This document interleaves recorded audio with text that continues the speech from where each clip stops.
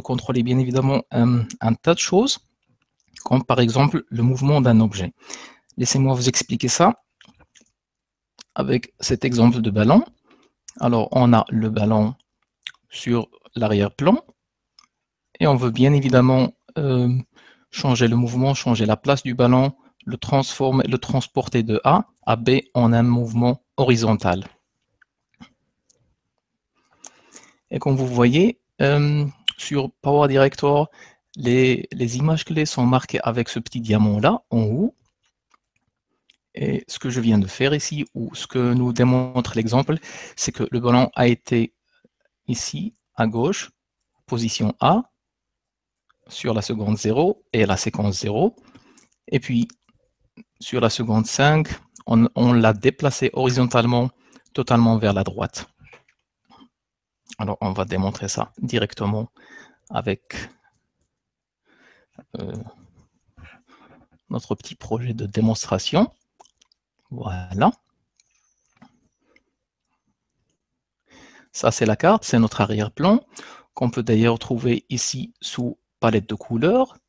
Et comme vous voyez, on a pas mal de palettes de couleurs. Et puis ça, c'est notre ballon. Alors, encore une fois, principe de piste. On dépose le ballon sur la deuxième piste.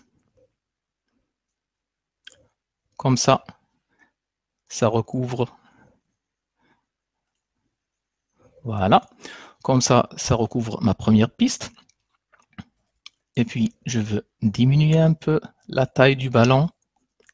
Et je vais le positionner totalement à gauche.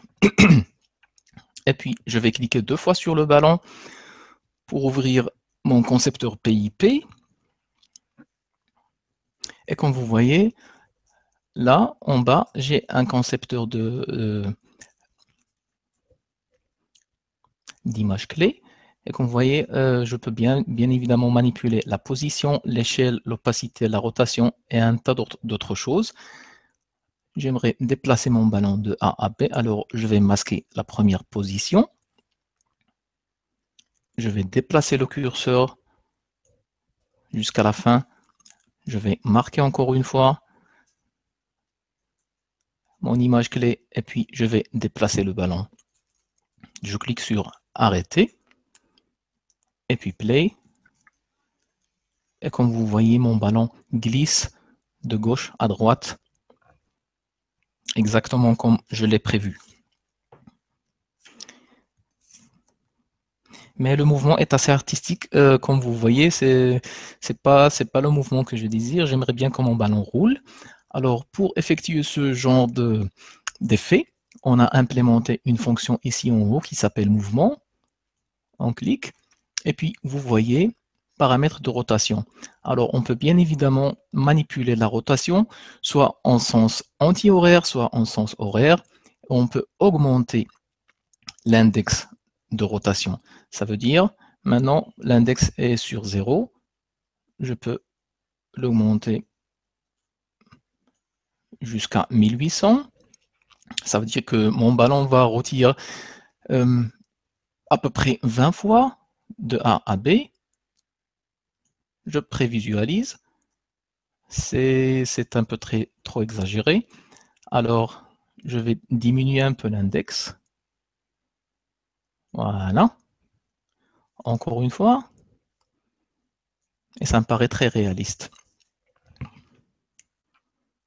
Mais si vous vous concentrez sur des objets roulants, une roue de voiture par exemple, vous remarquez un effet flou sur les bords. Et pour effectuer cet effet flou, on a implémenté encore une fois une autre fonction qui s'appelle flou de mouvement. Je vais cliquer dessus et puis je vais augmenter la longueur du flou. Ça veut dire les bords de ce ballon vont être plus ou moins flous pour simuler le mouvement de rotation. Voilà.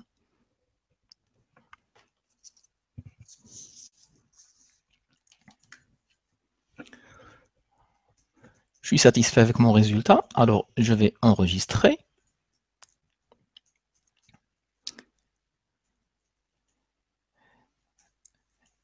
Et là, là, c'est exactement le même principe. C'est le BB-8 de Star Wars. Bien sûr, comme vous voyez, on a une boule qui roule de A à B. On a le mouvement de rotation, on a le flou sur les bornes et on a aussi un objet, la tête, qui bouge de A à B. Tout est horizontal. Après avoir produit ce projet, on obtient ce résultat-là.